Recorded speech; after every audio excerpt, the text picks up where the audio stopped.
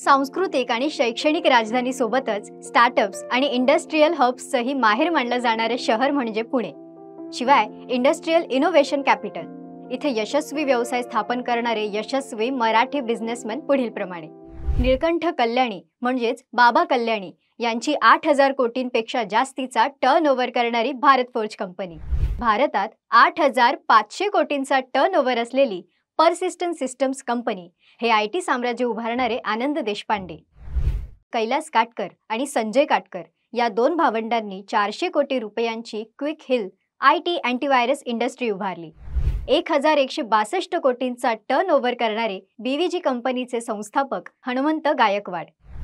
100 कोटींचा टर्नओव्हर असलेली Morde chocolate company याचे संस्थापक आहेत चंद्रकांत मोर्डे.